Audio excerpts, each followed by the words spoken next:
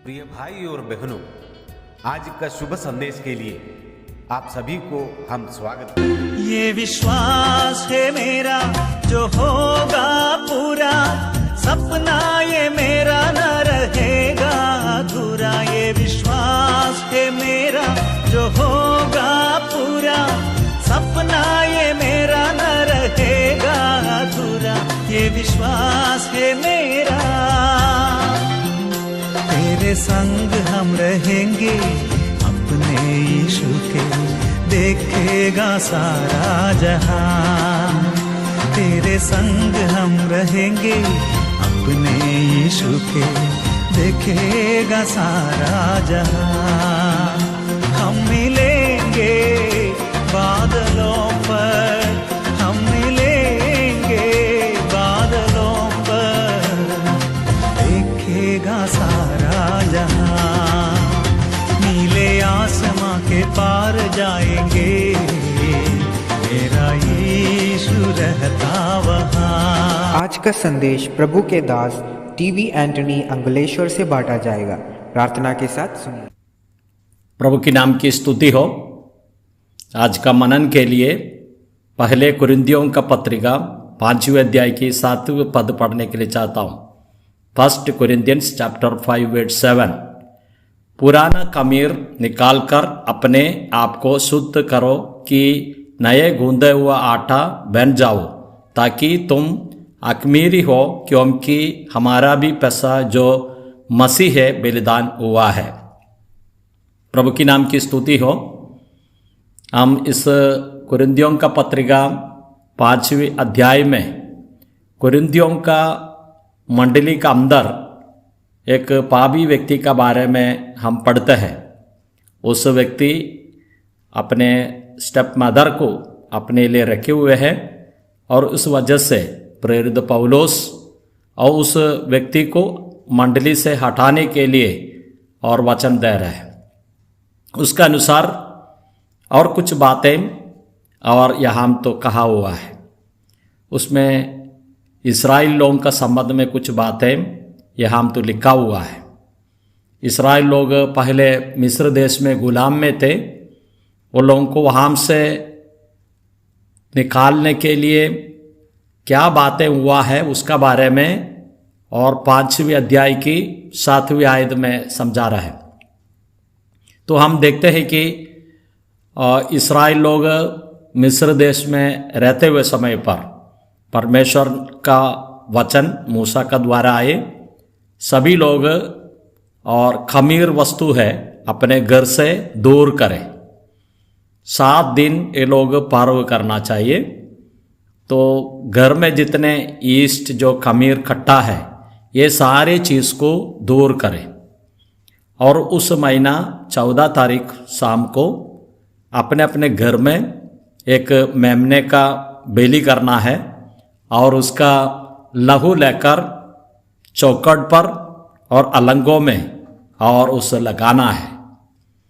जो नाश करने वाला जो दूत है और उतर के आते समय में और घरों में देखते हैं और ये लोगों का दरवाजे के ऊपर रक्त देकर वो चला जाता है।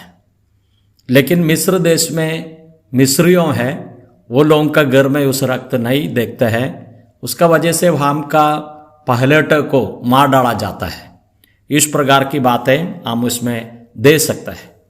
लेकिन हम एक बात देखते हैं और सारे इस्राएली जो परिवार में अपने अपने घर में एक मेमने का रोने का आवाज़ हम सुन सकते हैं कि ये लोगों को इस नाश करने वाला दूध से बचने के लिए इस प्रकार ये लोगों एक एक मेमने को बलिदान कर कर उसका लहू है अपने दरवाजे में लगाए हैं। उस समय पर दरवाजा इस प्रकार हो सकता है कि एक बलिवेदी जैसे दिखा सकता है। तो लेकिन हम देखते हैं कि उसी समय में और एक दुर्घटना वहाँ होता है। सारे मिस्री लोगों का घर में पहुलेटा मर जाता है। वहाँ एक बड़ा मनुष्यों का जो रोने का आवाज़ है वहाँ हम सुनते हैं। इस प्रकार हम दे सकते हैं। लेकिन इससे पहले परमेश्वर ने मूसा का द्वारा कहा है, पुराना खमीर निकाल कर अपने आप को शुद्ध करो। खमीर एक पाप को दिखाता है। वो समय पर मिस्र देश का जो पाप, इस्राएल लोग मिस्र देश में रहते हुए समय पर ये लोगों का जीवन में जो पाप को दिखाता है, लेकिन हमारे प्रभु यीशु मसीह का द्वारा और हमारे लिए पाप का निवारण हो गया है, हमको और पाप से छुटकारा दिया है। अभी जो विश्वास करते हैं वो लोग अपने जीवन में अनुभव करते हैं।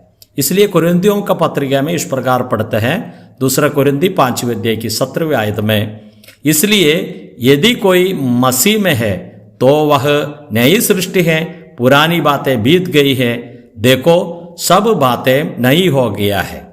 और प्रभु का जो लोग है यीशु मसीह में विश्वास करने का द्वारा नई सृष्टि बन गया, पुराने बातें सब बीत गए हैं।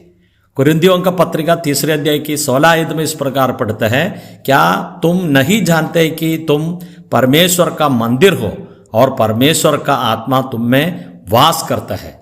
परमेश्वर का मंदिर है हम, और इतना भी नहीं, एक नए सृष्टि है, पुराना बातें सब दूर हो गया, इस प्रकार हम देख सकते हैं। इसके लिए प्रभु हमको सहायता करे। हमारे जो और मेमना है, परमेश्वर का जो मेमना है, यीशु मसीह हमारे लिए पैसे का मेमने का जैसे हमारे लिए सूली पर मरा, मरने के बाद में सजीवन हुआ, आज हमारा प्रभु स्वर्ग में विराजमान है। हमारे प्रभु यीशु मसीह इस जगत में था, तभी यूहन्ना ने इस प्रकार कहा, उसने यीशु पर जो जा रहा था और दृष्टि करके देखा, यह परमेश्वर का मेमना है। जैसे यूहन्ना ने गवाही दिया, पाप को दूर करने के लिए और उठाने के लिए, निकालने के लिए प्रभु यीशु मसीह इस पृथ्वी में आए हैं। साधारण हम इस प्रकार दे सकते हैं, और बैल नहीं तो गधा, इस प्रकार की जानवरों बोझ उठाते हैं, लेकिन यहाँ हम तो पाप का बोझ उठाने के लिए और एक मेमना हमारे प्रभु यीशु मसीह आए। वो हमारे लिए सूली पर जो वेदना कष्ट सहन कर कर, मृत्यु को सहन कर कर जीव उठकर आज स्वर्ग में विराजमान है। हम प्रभु को धन्यवाद करेंगे। हमारे जो जीवन में जो खमीर वाली बातें हैं, पूरे जो पाप की बातों को दूर करके हमको छुटकारा देने के लिए प्रभु यीशु मसीह और इस जगत में आए, हमारे लिए बलिदान हो गया। आज हमारा प्रभु स्वर्ग में विराजमान है। हम प्रभु को धन्यवाद करेंगे।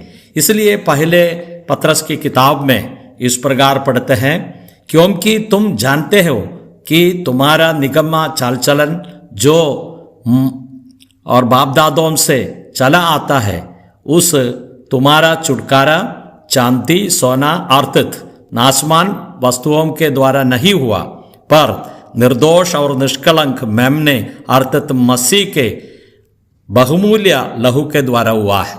यहाँ हम तो इस प्रकार पत्रस ने कहते हैं, हमारे जो चाल चलन है, बाप दादों का जो चाल चलन और ये सारे बातों से और प्रभु यीशु मसीह का लहू से हमको छुटकारा मिला है।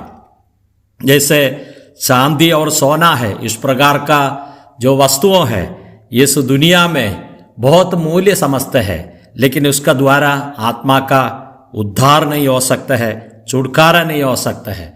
आत्मा का छुटकारे के लिए प्रभु यीशु मसीह का लहू बहाया।